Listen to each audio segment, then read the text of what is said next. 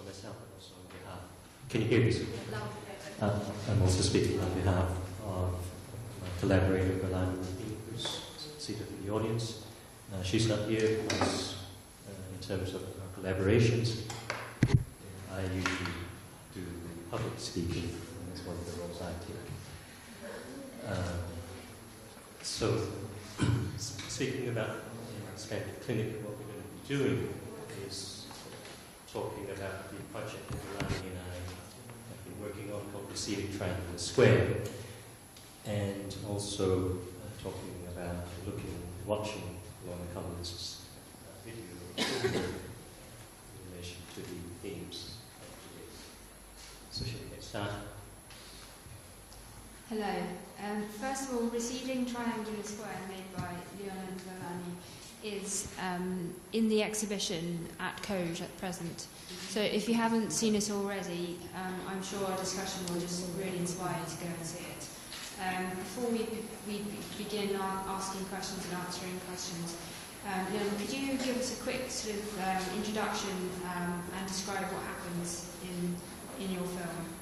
And in particular, talk about the way that the sound seems disconnected from the image. Sure. Yes.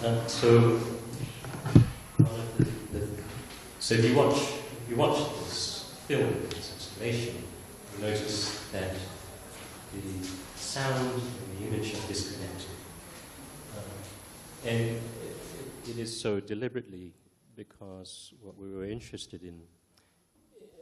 We're interested in habits of sensation and perception, and in this particular case, habits of cinematic habits.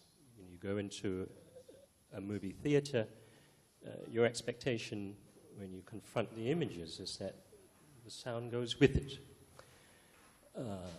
So we were interested in what happens when that doesn't happen. What happens when you split the sound from the image? Does it create new possibilities, new sensorial possibilities? Does it draw our attention to things that we might not otherwise notice or experience when the sound and the image is severed in that way? And so it was a formal kind of intervention we were experimenting with, I suppose. So how did you and Verlani work together to make the film? And you've said that you're the spokesperson in public. What's Verlani's role? And how did you research and write the narrative? Well, we actually began this, we didn't really begin it with the idea of making a film necessarily. Our collaboration began through a meeting. We met in Sweden. I had moved to Sweden from New Zealand at this point, and it was actually, we met out of, I guess, a shared experience, which is the shared experience of not being white and living in a predominantly white or European society. And so in a sense, our collaboration really began from this shared experience of, I suppose, being a minority, and out of the kind of difficulties that attend that experience. I'm not sure how many of you have visited Sweden. No? Yes, you have. Our experience of Sweden is that it is actually a very white society. It's a very, and it's a society that doesn't acknowledge the notion of racism in a certain sense. In fact, the government has recently decided to get rid of the whole concept of race, because Sweden is not a racist country. This is the official line. In reality, that's not quite the case. But there are very little spaces and opportunities to address this very problem. And so what happens for people, for a lot of people that we know who are not white, is that it can be very alienating it can be very difficult, for example, to connect with, opportunities to work even. It even dictates the kinds of work that you can and can't do. So this is how we started. We started with this kind of shared experience, and we were also very much interested in what we could do about that, how we could look at other possibilities for ourselves, but not only for ourselves, but for other people we know who have similar experiences and similar challenges. We were also very much interested in ideas around globalization and capitalism. Of course, globalization because, in a sense, our experience comes from that. Neither of us were born in Sweden. We ended up there. And just as lots of people end up in many different places. And what we wanted to do is to look at the kinds of relationships that exist between different parts of the world. Between Asia, for example, Indonesia, for example, and Europe, or Sweden. So Receding Triangular Square, it was a project that came up because Relani received an invitation to exhibit in the Taipei Biennale in 2012, and we thought it might be a good opportunity to try to do something interesting in terms of looking at these issues. So the project is really about trying to understand the experiences of different groups in society, which I guess you could call minorities. So what we were interested in Taiwan were the experiences of the Aboriginal Taiwanese. And I'm not sure if any of you are familiar, but Taiwan has several different groups of Aboriginals who are not related to the Han Chinese population. They are part of the Austronesian group of peoples. And their experience, much like the experiences of many indigenous communities, has been very challenging. It might well be the case here. I've worked quite a bit with Navjot, who has presented her work on Basta with the Adivasi communities, and it does seem that there are similar experiences or challenges, such as the loss of the language, the loss of certain kinds of modes of social interaction, social rituals, helpful rituals and engagements. And we wanted to see how a certain kind of global phenomenon, a capitalist phenomenon, what did that mean in Taiwan? And so we interviewed a whole range of people. We tried to get in touch with psychiatrists, and because in Taiwan the official or the dominant mental health approach, if you like, is very much a Euro-American one, and it was in fact imported by the Japanese from America. It's kind of strange, but that's what we discovered when we were there. Alongside that, however, there are a whole host of other healing practices and other conceptions of the mind and of mental health, if you like, or mental distress. And I guess we were very much interested in why one particular model dominated over all the others, and whether that model is necessarily better or more effective. Yes, on that point, can I just quote from Receding Triangular Square? You say, "The point is to undermine the scientific rationality underpinning Euro-American models of psyche or mind, since such rationality has frequently been invoked as a justification for various forms of systemic violence, including colonization. Yes, and this is, I mean, I think Anna Paula touched on this very issue in her presentation just before. And of course, we don't, I don't know if all of you are aware, but if you look at the history of psychiatry, if you're familiar with Foucault's writings, it's very clear that psychiatry and a certain mode of rationality has actually been responsible for an immense amount of suffering. This is not to say that it hasn't also produced, certain interventions that do actually help, but it's an ongoing problem. The fact that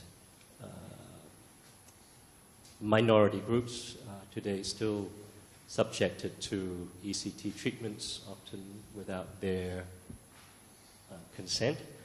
People are still regularly sectioned, or rather... I will discuss more of that later on. Yeah.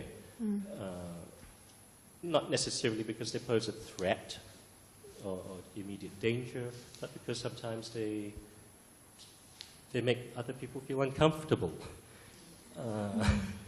They make important people feel uncomfortable sometimes. Does that... Yeah, so what alternatives are there? And you present the shamanic rituals and the ancient ceremonies and the supernatural points of view in your film. What's your evaluation of them? How are they more or less effective than modern scientific rationalism? I haven't systematically evaluated them to be able to say definitively whether some approaches are more effective than others. But it does appear to me that that certain, I guess, what you might call unscientific approaches do offer something to people in quite extreme states of distress. In fact, one of the things we looked at was a temple, Longfatang Temple, in Taiwan. Now, that is, in effect, the only psychiatric asylum of a kind. It's not, it doesn't purport to be an asylum, but effectively that's what it is, since people with experiences of schizophrenia or psychosis, whose families are unable to or unwilling to accommodate them or to care for them, what they do, they end up making a one-off donation to this temple, and the temple takes on these individuals for life. Their families might never visit them again after depositing them in this place. I don't know if it's any better than a psychiatric facility, but one of the comments that when we interviewed a psychotherapist, what he said was really striking. He felt it was odd that in the absence of any kind of government or interventions or support for this community of people, what he said was, well, at least someone tries to do something and then they get criticized for doing that. I'm not entirely sure what I make of that at this point, but I do think that at the very least, these individuals at least have shelter and food, where otherwise they may not have that. Maybe we could use schizoanalysis to help us think critically about it. Would you say more? Well, does your research into receding triangular square give you evidence of a schizoculture? Which we could maybe go back to what Ian was talking about. Yeah. The evidence of the onset of capitalism in Taiwan. Yeah. What's the result of that on society in terms of the effect of scientific rationality and European models of psyche and mind? And how can we think using some of the tools that schizoanalysis gives to us about the rhizome, about difference, about lots of different ways of thinking? Yeah, what was very interesting, we interviewed a psychiatrist who had become extremely disillusioned with working in the public mental health care system. And so he struck out on his own and created, and is in the process of establishing a private clinic based on entirely different lines. Interestingly, one of the things he felt was important was the aesthetic dimension of a clinical space. And he characterizes Taiwanese society as thoroughly capitalist in the American sense of capitalism. And in his analysis, the effects, if you like, are a kind of fragmented or fractured society. There's a huge movement of people from the countryside into the cities. There is a culture of an extremely competitive culture. And the way he puts it is I think, very nice and very clear. He says that if you are living in a system premised on this kind of extreme competition, there will inevitably be losers. Not everyone can win in this game. In fact, most of us will end up losing in this sense, and it's only a handful of people who win in this kind of game. Do you think of schizophrenia? Do you think it has? Do you think it is an organic disorder? Do you think it has proliferated due to the onset of capitalism, or do you think it was always the same? I'm unsure. I'm very unsure about whether or not schizophrenia is entirely an organic condition. I think there are organic dimensions of what we describe as schizophrenia, but I wouldn't go so far as to say that it's certainly an organic problem in the way that if you have an accident and you suffer a brain injury and a part of your brain is literally damaged, you could say, well, yes, that's an organic problem in a sense. So I'm not sure at this point. Okay. Perhaps you can say a bit more about what you mean by scientific rationality and rationalism in psychiatry, because we've used those terms quite freely in our discussion. What does rationalism do? Well, I guess what I was thinking of with those terms is that there's a certain idea that reason is very important. Yeah. A certain kind of reason at that. Has it always been? I don't think so. Even before the Enlightenment? I don't think so. I think No. belief may have been quite important. Belief is not as important now, do you think? Belief isn't trusted.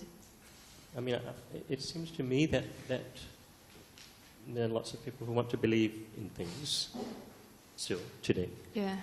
And certainly religious beliefs Yeah. are everywhere in evidence. I meant from a philosophical argument.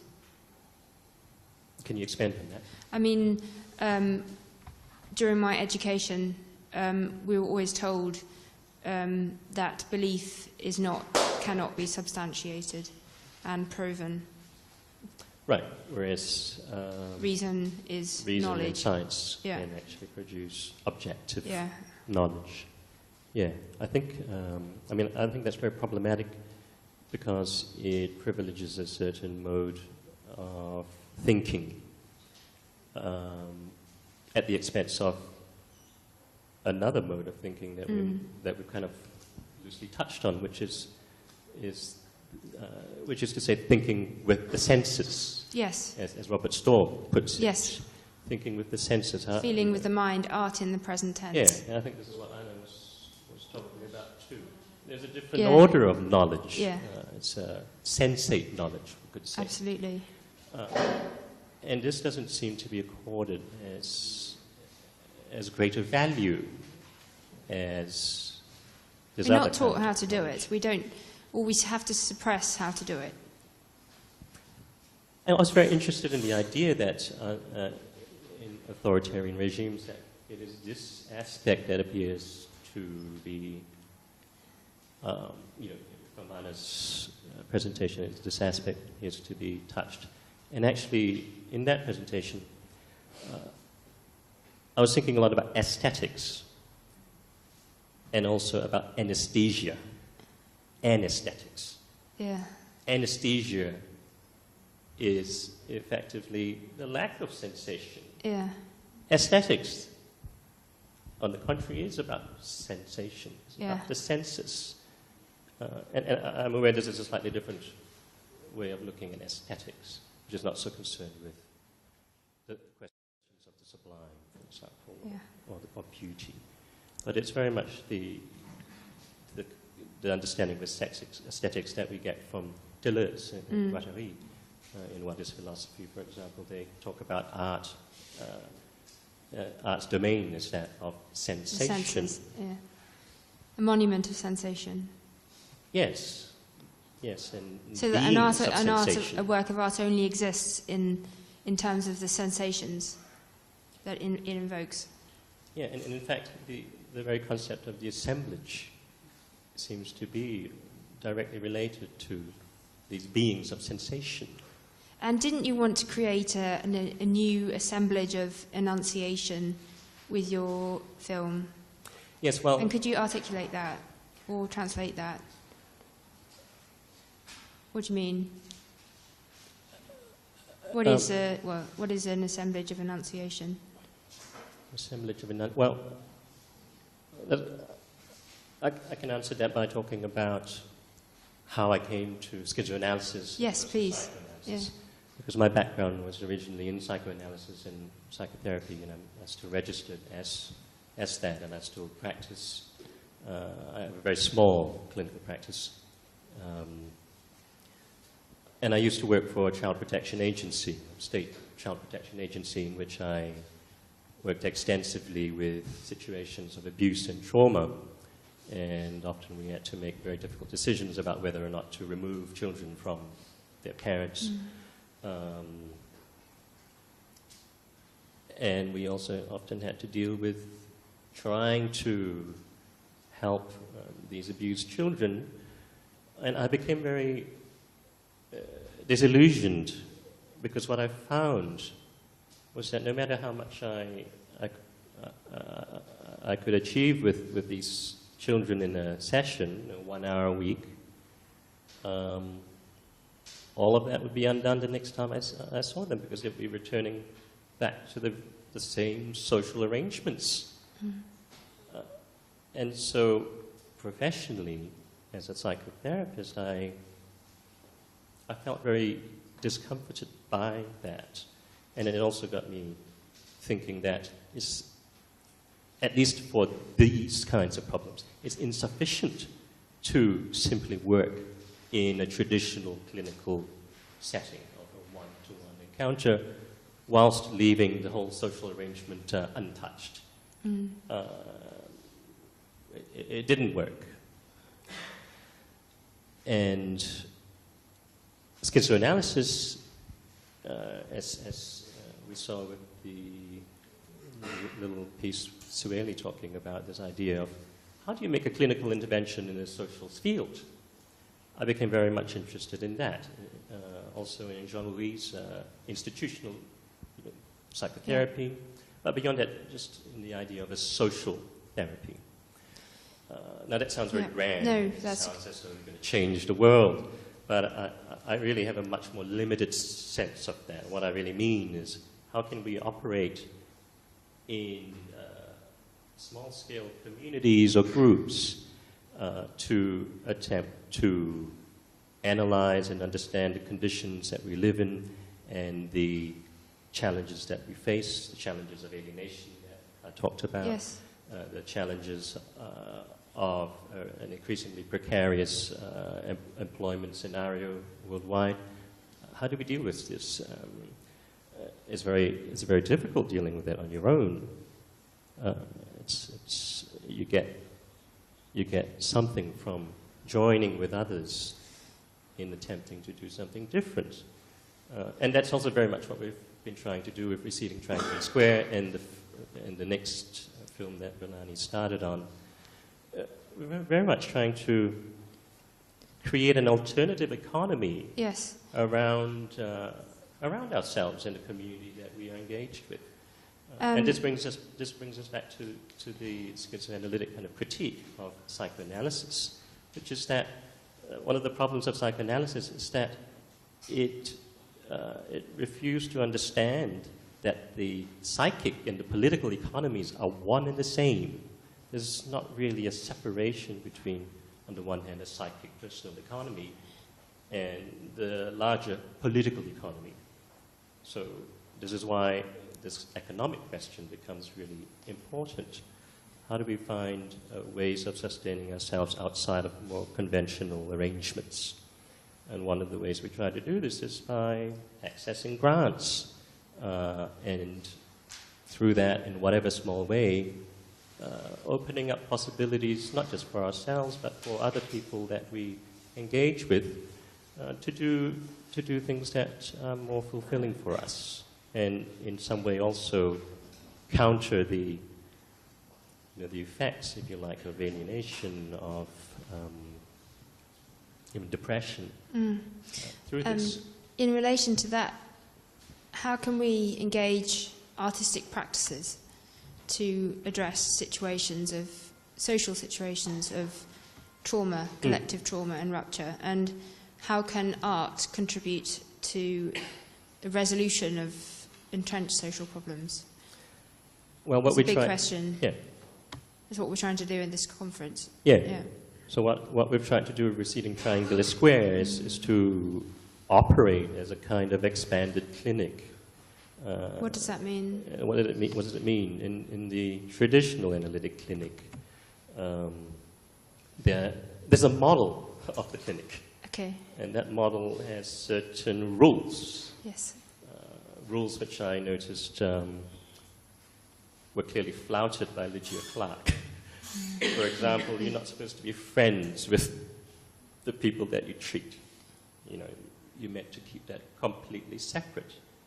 But in the case with Caetano Veloso, that wasn't the case. No, none of the cases. Yes, they knew each other. And all of them knew each other. Yeah. And that's why that is fundamentally social, even though it takes place in a clinical setting, because it's the social relationships that pre-exist this clinical intervention, if you like. So that's one way to understand it, clinic. What we've tried to do is to use certain tools from psychoanalysis, such as conversations, called the talking cure. But outside of the model or the prescriptions of, I guess, a more traditional practice. So, one of the things we do when we made the film and when we exhibit it, we often do a public program along with that.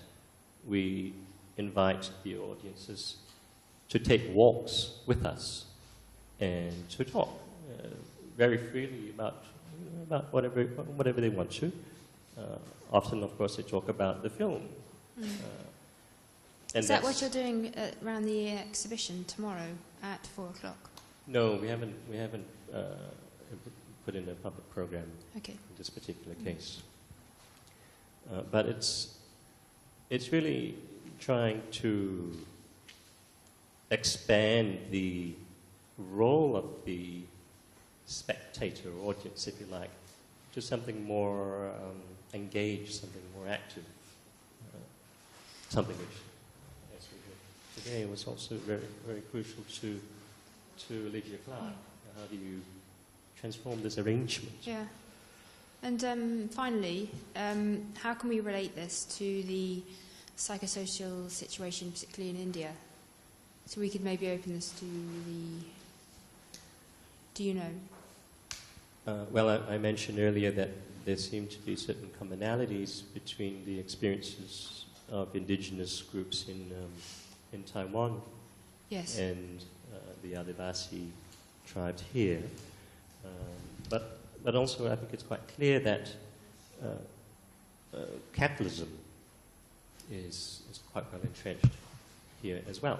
Yes. Of course it has local flavors, but its effects, its dynamics, it seems to me that they're not so different. Yeah. Does that make sense? Yeah. Yeah. Okay, shall we move? Yeah. So I'm just going to present a 3-minute film. I don't want to say too much about it. It's a DVD of a 16mm analog film, which I made by painting on the film reel. I find it presents a self-reflexive or reflective mirror. It demonstrates how I exist in time. I'll explain more after you have seen it.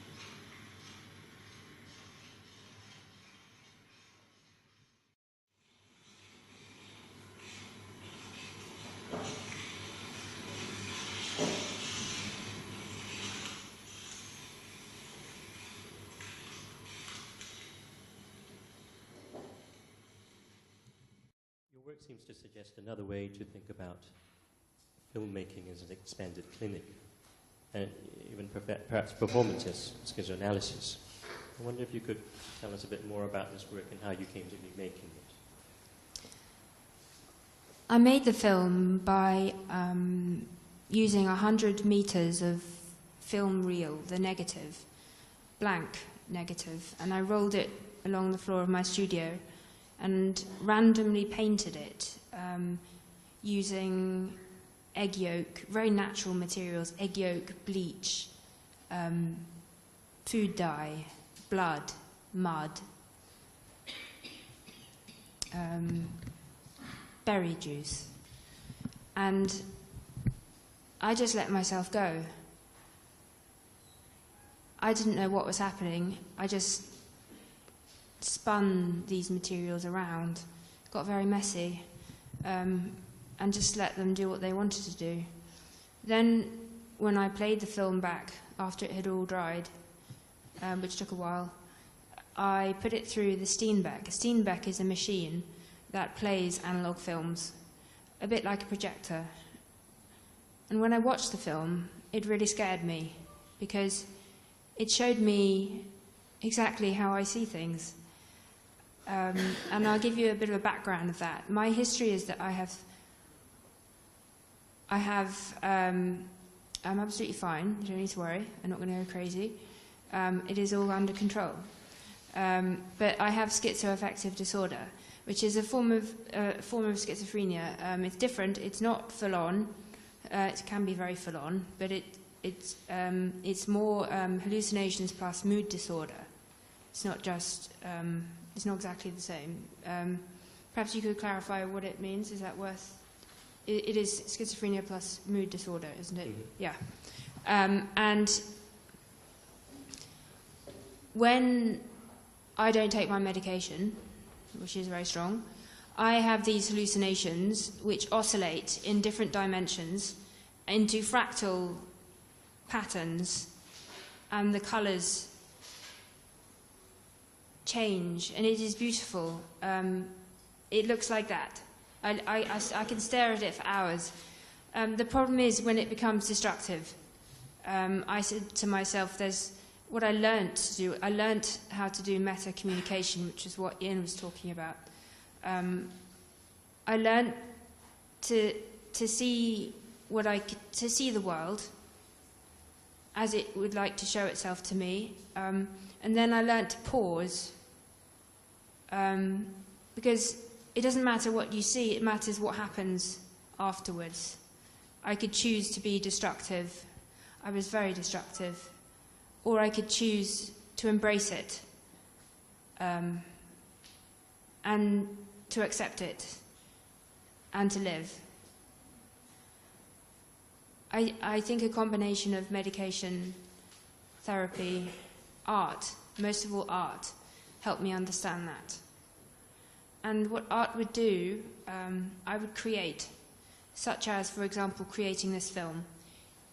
It would be an expanded clinic and an application of schizoanalysis for me, because I could embrace the world. I could embrace my visions of reality, which doctors had detained me for in and out of hospital for 12 years. I was tied to a bed in a straitjacket, and I had to scream to get to use the. Well, it was. I have experienced an ECT. I have experienced some dramatic incidents against my will, and I had to go to court in Paris to try and fight for my life. But what worked was when I was in hospital back in Cambridge, where I come from, I found a doctor eventually who understood my paintings. He would look at my paintings and he would diagnose me, medicate me, and understand me just by looking at what I could paint and draw. And I drew these strange pictures of the voices and what they were telling me. And I had these tactile hallucinations that was like barbed wire being wrapped around my throat. But making the film helped me because I was scared when I first watched it, but it then confirmed that I can create when this happens.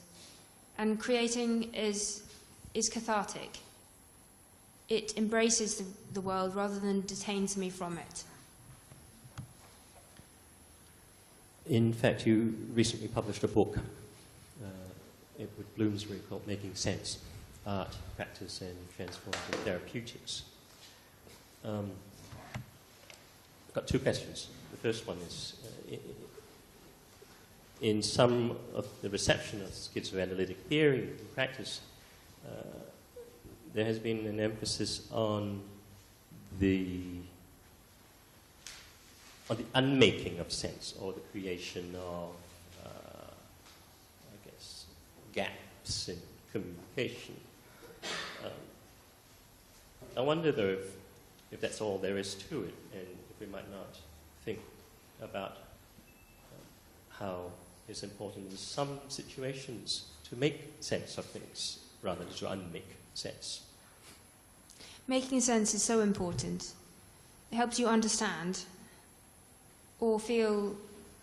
I mean, several of the speakers have talked about a retreat and the need to retreat and reflect and pause.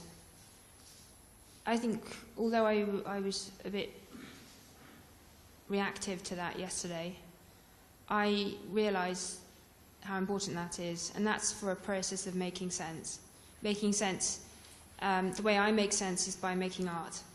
I don't know what I'm doing when I make, but by the time whatever I have produced is finished and had a while to do whatever it's going to do whilst it's drying, for example. Such as with this? Yeah. Yeah. Then I look at it, there's a pause, and then I look at it, and then there is a process, a physical process in my body and my mind. There's this collaboration between my mind and my body and the medium I'm using. Mm-hmm. And that is a process of making sense. And most of my output is revolved around trying to make sense. In your view, do you think all artistic practices help us to make sense of the world? I think they can do. Yeah. Don't think they all do. I think you have to draw a line, because I know there are some art practices. I have a bad memory, and I have a very good excuse for that, but I won't go into the excuse. There are some artists who self-harm and call that art. In the history of art, that's a big... Perhaps someone could... Who is that? For example... Yeah. I don't think you can call that liberating or art. That's wrong, because it encourages... I think as an artist and a philosopher, you have a responsibility towards those who view or read your work. And I know when I was reading Deleuze and Schizoanalysis at the beginning, I thought it was condoning my illness, and I thought it was saying to me that it was a good thing to be ill. Then realised on continuing to read it that that's not what they were saying. But there's a very thin line, as I think Ian, we've talked about this, very thin line between schizophrenic process and schizophrenic illness. Yeah. That's a long conversation. What was I talking about? Oh, yes, so not all art is therapeutic, but it can be. Yeah. Yeah. Now, the notion that art might have some therapeutic function seems to still be considered highly unfashionable within many art theoretical circles.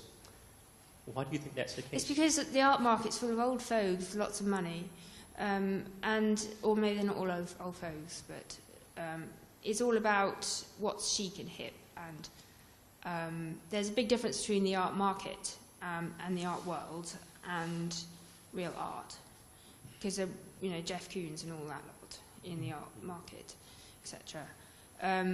They would be horrified to think of art as therapy because they're only interested in money. But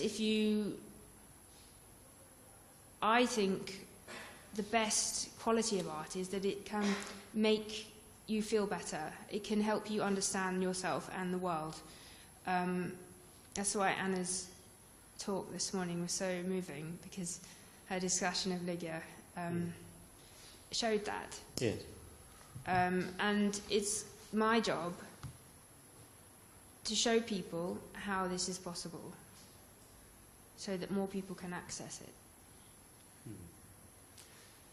Deleuze observes that the schizophrenic experience is shocking, it's very acute, and importantly is involuntary. It seems that you've found a way to start to exercise some voluntary... Yes, I have medication, mostly. Mm-hmm. I'm on a lot of sedation. This isn't real me. Medication, as Ian was saying, Guattari used medication, not for himself, but for his patients. Also, the meta-communication is something I had to learn. I had to learn how to re-see myself.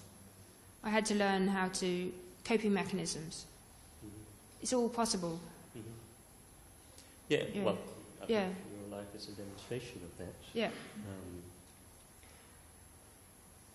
I'm very interested in the idea that with Deleuze and Guattari, they refuse to separate the schizophrenic experience from everyday life. Or, in other words, they, unlike Lacan, who made a very sharp distinction between psychosis, neurosis, and perversion, as three kind of fundamental structures, they don't seem to accept that. No, I think it's I think we can all see this. And I could show you, but I won't. I won't show you, because it's quite scary. I think we all put up, like what Anna was saying, we put up shields. Whether they are imposed upon us by the totalitarian state, but I had to learn how to put up a shield. I can physically do it. I think it happens in early childhood. Maybe you saw it with the children that you were helping, how they had to put up shields. Yeah. You have to. in a Yeah, sense, you have in to. certain Yeah. circumstances. Purely So to I survive. think, yeah, exactly. Yeah. Yeah, that's what I've had to do. Yeah. I wonder if we might open the Yeah, floor should for have some questions. I was thinking about the question of art therapy, and you mentioned unfashionable, and I was thinking that I would not say that these three things, like you said, the art world and the market and the real art, it's so easily divided like that. I think it crosses different ways, and I think and there's so many systems of art.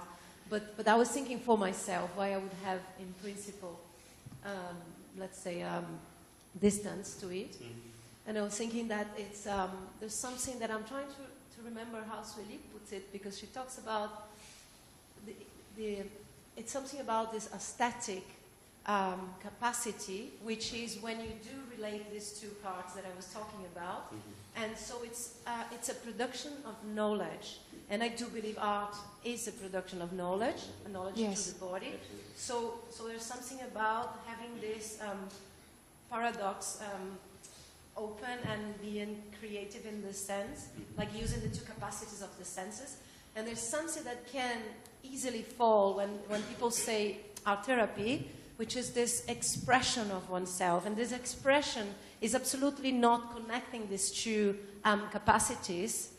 What I think is not what is happening here. I mean, I'm saying in general, there's lots of art therapy, like everywhere you go, where people are expressing themselves, but not necessarily there's something for communication to happen.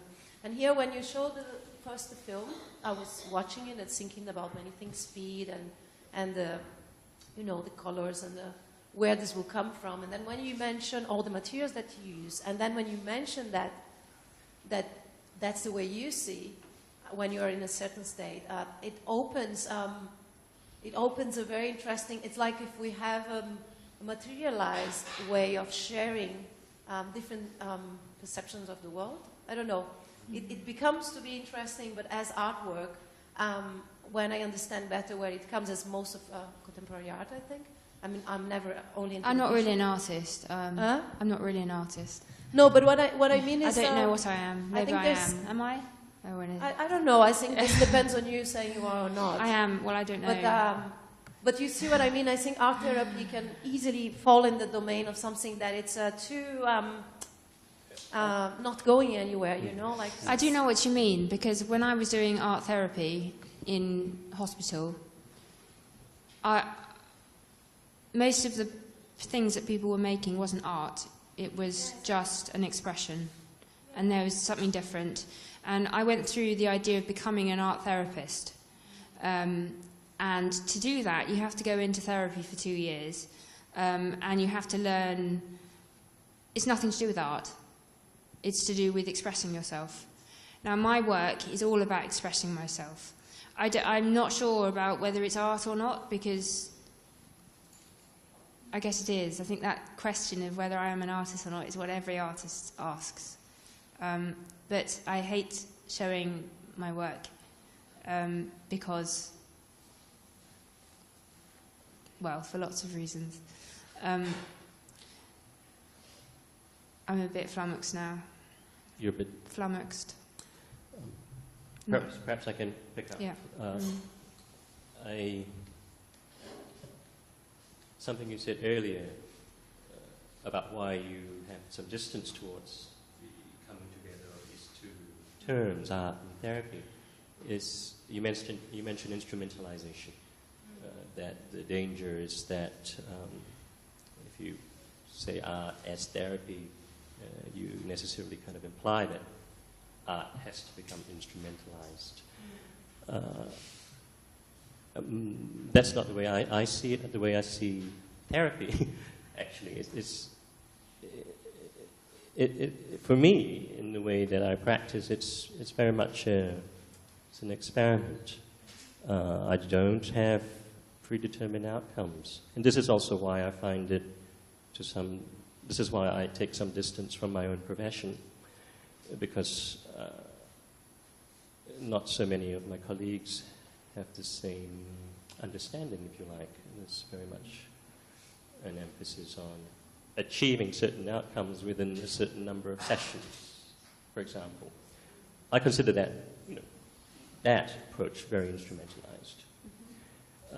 But I don't consider the approach I take in quite the same way, in the sense that someone may come to see me, but I can't guarantee to them anything. And I tell them this. I tell them this is an experiment. Because there's no way I can actually promise to anybody that, yes, I can cure you. I don't think that's... I think we can embark on an experiment with conversation, with life. But beyond that, it's difficult to say more. And I think it's always a risk too, a gamble, if you like, this whole process of therapy. Because you don't, well, at least from my point of view, it's very hard to... Are you saying that because my work helps me, it is less than art? No. No. No, and so can I say something else, or am I like monopolizing? Yeah.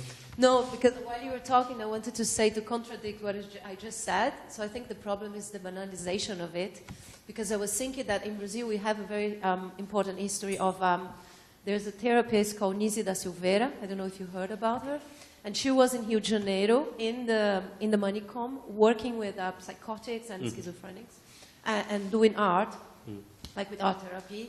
And she was very, at the same moment, for Ligia Clark and Ferreira Goulart, who wrote the theory of the non-object that started from the work of Ligia Clark and Eliot Sica, they were all very connected to Nise da Silveira. And the practice she was doing there at the hospital was very influential to all of them's practice. And it's an interesting material to look at, because there's of course different. She did it for many years, but there's a museum in Rio de Janeiro, and actually some of the artworks are absolutely. I mean, it's difficult that when you think about aesthetic experience, the works that have this ability to take you out of a comfort zone, or that you, be it for beauty or be it, I think. I don't know, but then it would be me trying to, I don't believe in this position of someone trying to say what is art and what is not, but I'm trying just to think loudly here. And I wanted just to mention also the work of an artist, Brazilian artist, called Bispo do Rosário. And he was psychotic, I don't know exactly which kind of psychotic, and he was in prison for mental... Right. Yeah.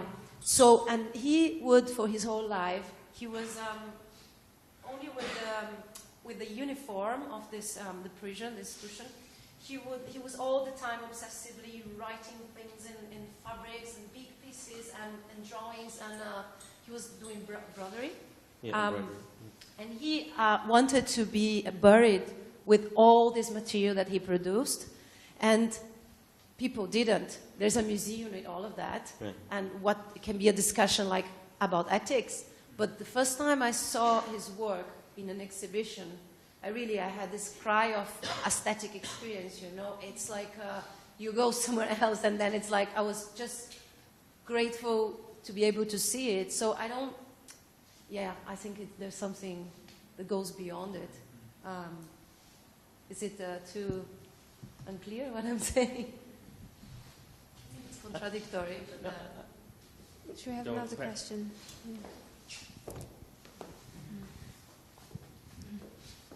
I wanted to know, this is the only work, or you always work like this? I work very differently. More works on this film? I have some films, but also a lot of paintings and performance and installation.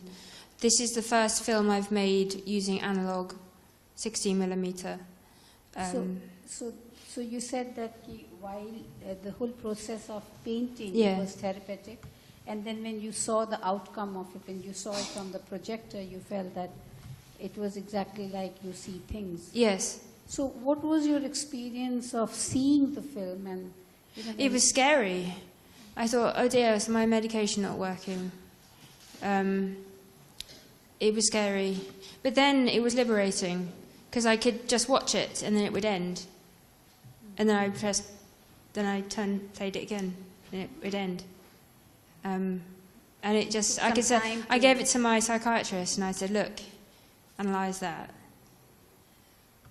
Also you watched with your... Yeah. So it was liberating. So this happens with other works that you are making? Yes, yes.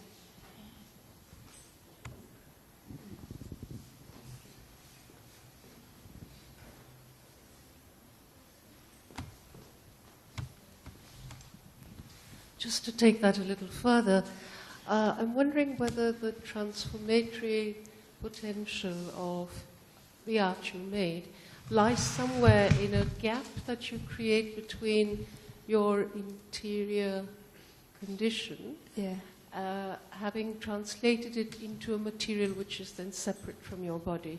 Yes. So that's cathartic, that process. Well, do you think?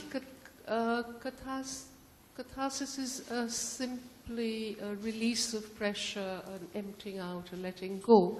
I think transformation goes a step further.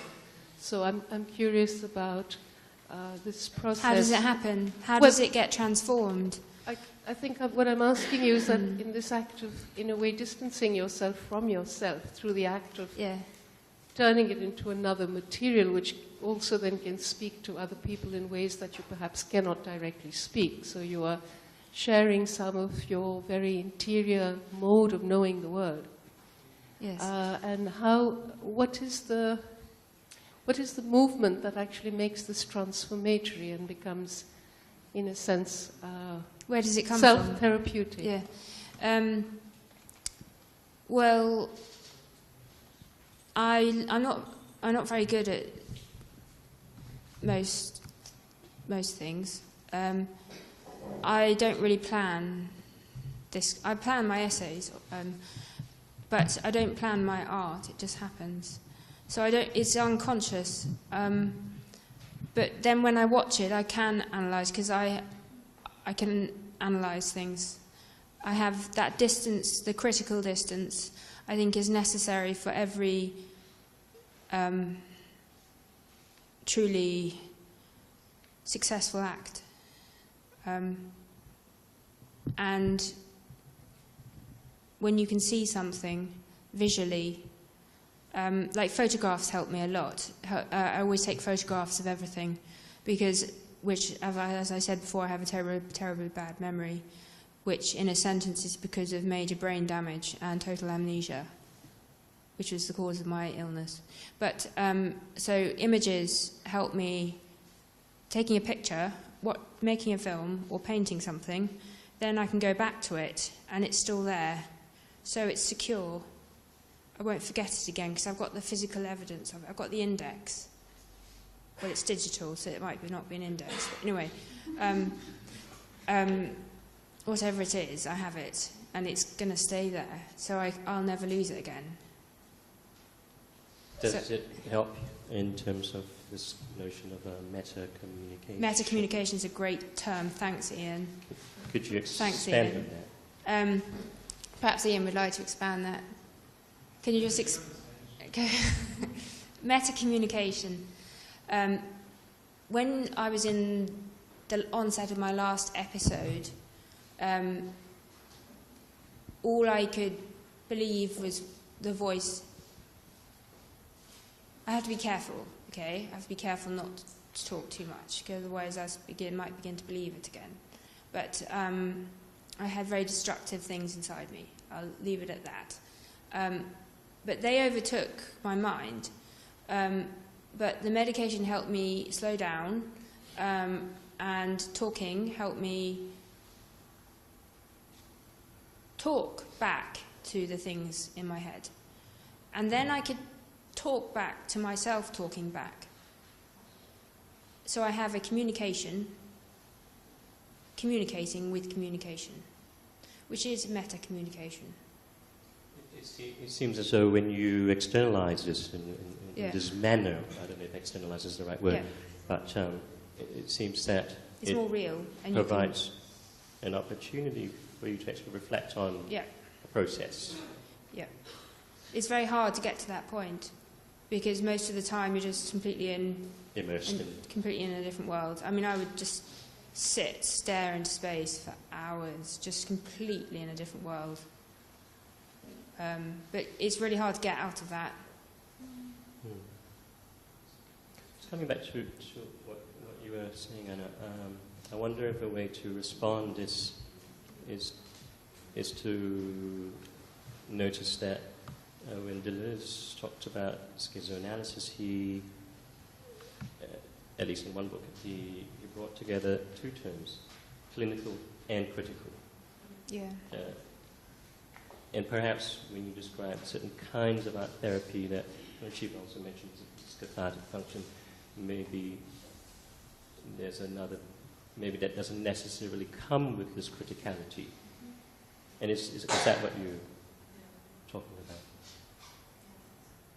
What do you think about this notion of the critical and the clinical? Because it seems also that what you're describing is some degree of, you in fact used the term critical just before. Yeah.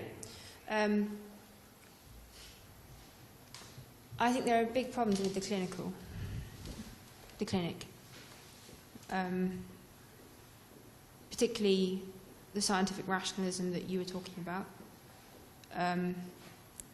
But the clinical effects can initiate a critical agency,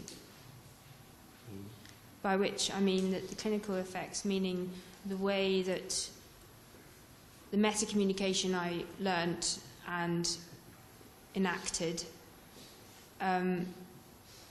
because of the clinical effects I was receiving from my various prescribed treatments, including art,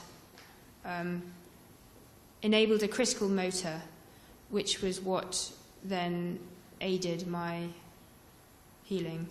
So I think the two are entwined and equally important. Thanks. Are there any other questions? I'm just wondering, with reference to some of your initial comments about the problems with a certain variant of rationality which you've associated with the modern West. Yes. Whether one could actually also sort of extrapolate a little further with respect to the whole question of moving from individual trauma to social suffering. I mean, this is something perhaps which is sort of implicit in some of the discussion that we're sort of engaged in. But insofar as art can become an important mediator or remediator, as the term has been used, is the function of art therefore precisely that, to allow for a reflection which is not merely individual-centric and which can actually reflect back onto cultural contexts where, for example, there may be experiences of collective trauma, especially, say, in non-Western settings. And in this context, the role of art, and not just the visual arts, but, say, poetry, writing in general, may allow for that kind of critical reflection which you were speaking of, which might work at two levels. One, allow for a kind of working through, say, of the working through of the residual effects of, say, especially experiences of collective trauma, but also a possibility of generating that perhaps new kind of language, that language which allows for perhaps newer forms of communication which might even include a kind of meta-dimension, a kind of self-reflexive meta-dimension. So I was just wondering, in the light of the project as a whole, in the light of what you said at the outset, about this dimension of moving, as I said at the outset, from a kind of specific focus on the individual to the idea of social suffering, especially in context of crisis, say, events which really break or rupture the social fabric.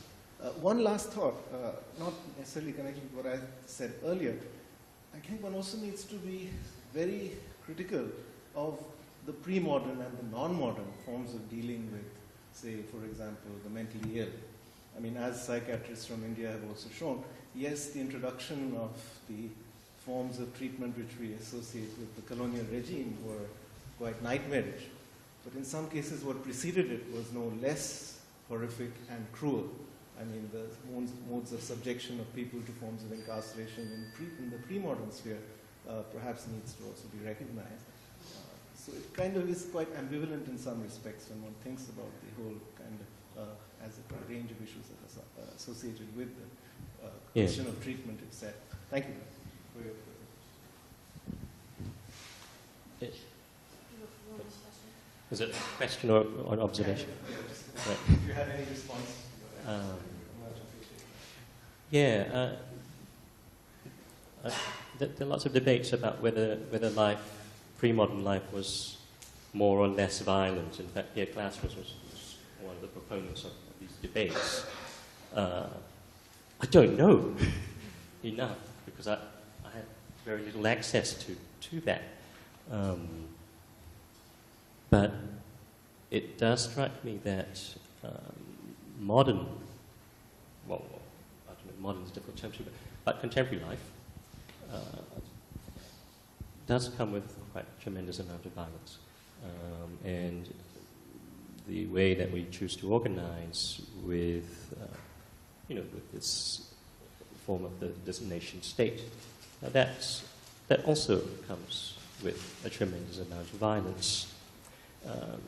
And I don't think it's just common to certain countries. It's across the board. In fact, the sociologist Charles Tilly explicitly links state-making with violence and organized crime. He goes so far as to say state-making is a form of organized crime.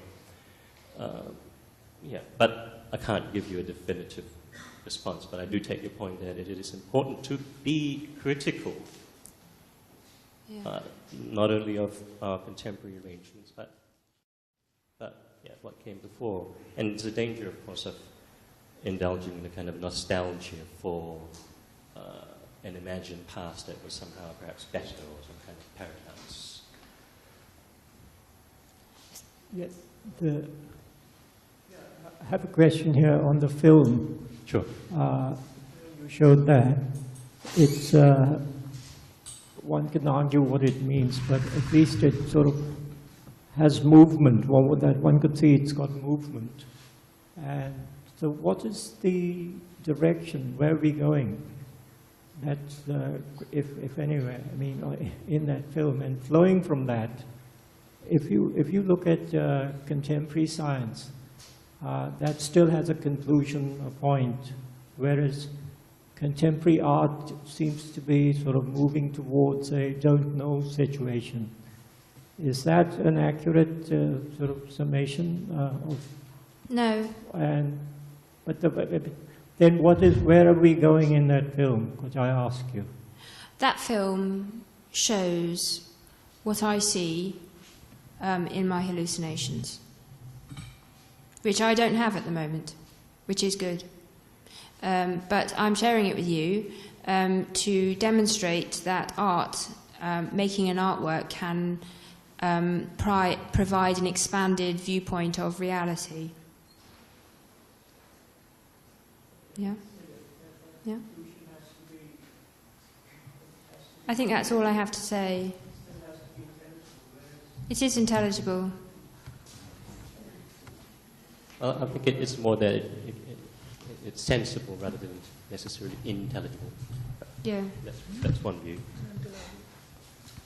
I'm kind of, the certain words that came even in the morning session and then the post-lunch session, words like capitalism, alienation, and it strikes me that these are the words that we've been kind of using to understand the changes in the world order and human relationships since the 19th century now. And say, like you were giving the example of somebody identifying, say, migration from villages, changes in lifestyle. And this is exactly, say, Marx pinpoints alienation and links alienation to urbanization and changes in production modes and so on and so forth.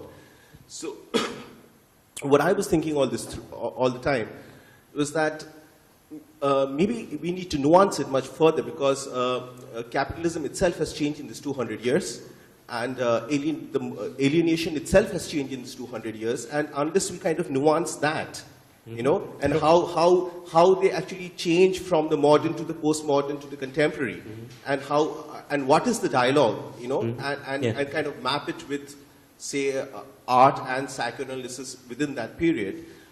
Because it's interesting, like talking from the point of view of Taiwan and talking from Brazil and then India, and like you mentioned that there would be kind of similar systems. But then you use the word capitalist, and I was thinking that, yes, I mean, if I have to kind of map it onto India, then I would suggest that, okay, it is an early kind of capitalism that brought in modernism through the British colonial project into India, a kind of a mercantile capitalism. Then post-independence, there is actually modernism comes into India through socialism, and not the capitalist project. All right. And it's again after a post-Cold War, there is that shift that is big back. And the Adivasis, the loss of language, the loss of it is happening across these three times. During the British time, during the socialist time, during the neoliberal times too. So, but how are they happening? Each structure, what is the relationship? So that I'm just thinking about. It's just a thing, but maybe I don't know if you were here yesterday, but I realized that today we were using this term in a kind of easily. But I think it may be because we had a keynote yesterday that addressed it in contemporaneity. I don't know that. So it was so precise, and it was so somehow. Yeah, I don't know. So Jan gave this. I don't know if you were here yesterday. Okay, so I think that's it, because then he really went in and out, and he really And then today we are free to just use the word, and I understand that it may sound. No, I think we took for granted because of the keynote that was really about it and in the contemporary times, but it's just a guess. Yeah, I think it's really important what you raised, and I would point to Ian's keynote yesterday, which seemed to suggest that the new experiences of alienation may well be linked to the proliferation of digital technologies. The fact that the example Ian gave was a romantic couple at a dinner staring at their phones rather than into each other's eyes, for example. And that, to me, seems to be a new kind of alienation, if you like. Does that... Yeah. Sorry. This is actually also a response to what I've been hearing. And to connect a little bit, I think, with yesterday, what Shiva was talking about, the ascetics and nudity and revelation and making of the self, a new self with that.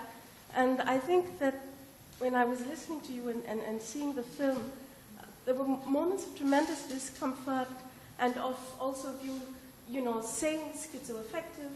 And I think what was happening partly was also that somehow then it doesn't stay individual, because it's not an individual trauma, because by pathologizing it, it becomes social, because the pathology is a social phenomenon. I mean, to make it a pathology is already taking into account a different social experience and individuating it differently in that. And I was wondering somewhere where that somehow by then marking it and gesturing it in that sense, it's not anymore a disempowered experience, and that's why it's schizophrenic process rather than illness. And therefore, for me, the conflict so much, because this is something about therapy and expression that I've also constantly looked at and considered, whether this. And I'm beginning to see the movement actually from this experience as an artist of doing something with this experience that then moves it past just that experience in that expansion. And therefore, it does become social. Even if it seems like an individual expression, it's already moving into the social, expanding those of perception too, I think the way Paula was saying. So for me, I think what I was getting from this was really a sense of what schizoanalysis could be about. And I just wanted to say that I found the session quite stimulating and exciting to see that movement happen. Thank you. Thank you so much. That was really inspiring. I think I make it social when I show it to people. Before that, it's very personal. I had a really big response to it just on my own.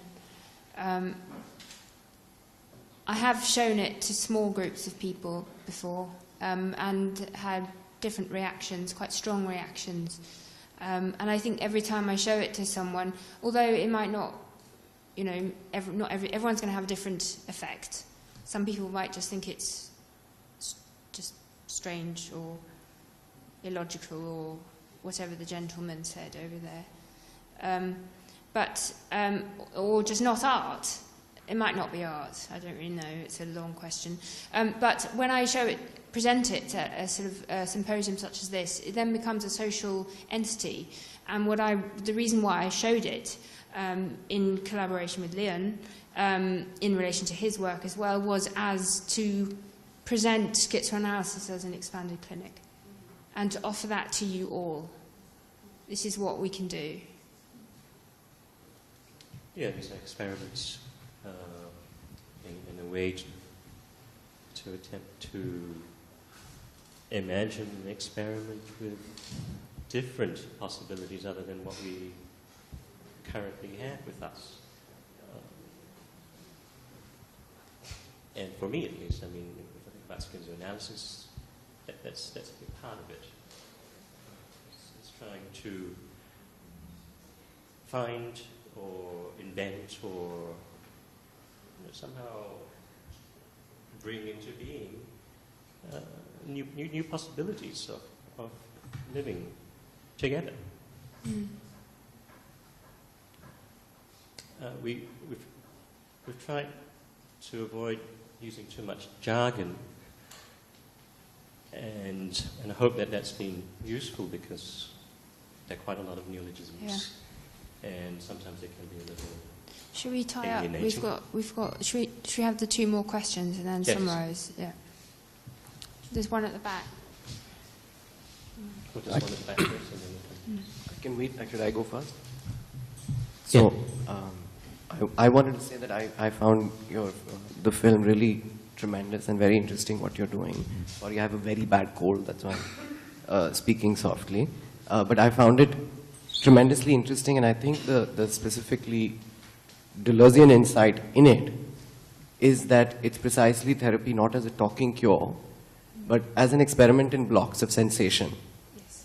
And so those blocks of sensation in particular ways may be life negating, but you're shifting them to a domain where they are life affirming. And that's I think the specifically Deleuzian achievement of this. And what it would yield as a therapeutics is not necessarily social analysis, but would be an analysis of blocks of sensation, in which what one would be seeking would be some kind of a singularity in Deleuzian terms. But that singularity is impersonal. It's not necessarily, it is personal, but it's also impersonal, in that it can also be life-affirming for us. So I think it's something quite interesting you've achieved in the film, which is not about finding a conclusion and not about not knowing, because it is a form of self-knowledge. If philosophy is the search for self-knowledge, then that's a kind of a search for self-knowledge. But knowledge not as words, but as particular sensations. And art is also a search for certain sensations. So in that sense, it's a very interesting overlap and a kind of self-knowledge. No, but the patterns are not necessarily socially dictated. Let's not have this argument. Ian, did you want to respond?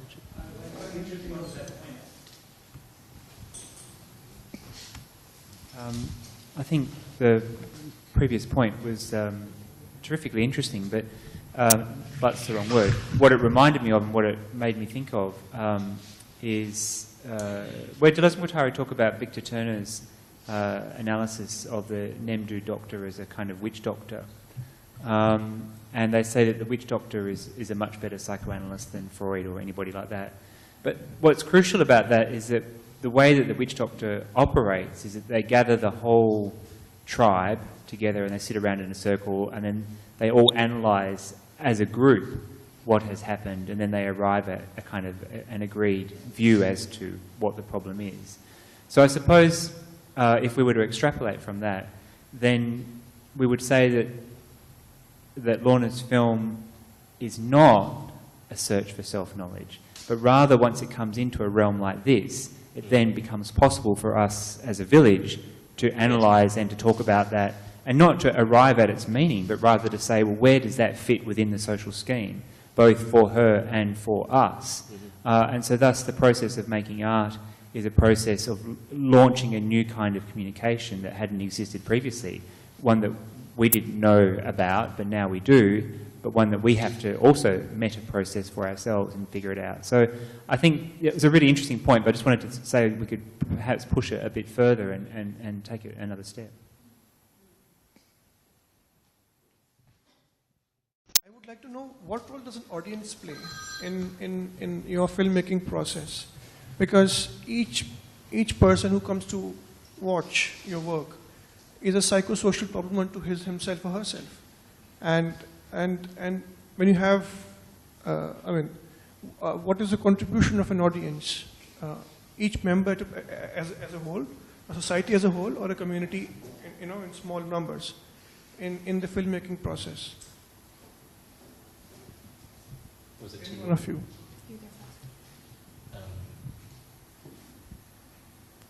Could you reframe that, or just, I could start. Yeah. When I was making it, I was so enveloped with the process that I did not think about who would watch it. I did not even know if it would work, because the film reel began to disintegrate before I had finished. Which is in itself a metaphor, which is very powerful. But I didn't, honestly, often when I'm making, I do think about showing it, but I didn't in this case. So it is all, it's by chance that people come to watch it. Chance is the most powerful agent in art, I think. No, but it's not about whether it will work or not. What I mean is that thought there in your mind when you're working on it? No, I have no thoughts in my mind. I just make. Okay.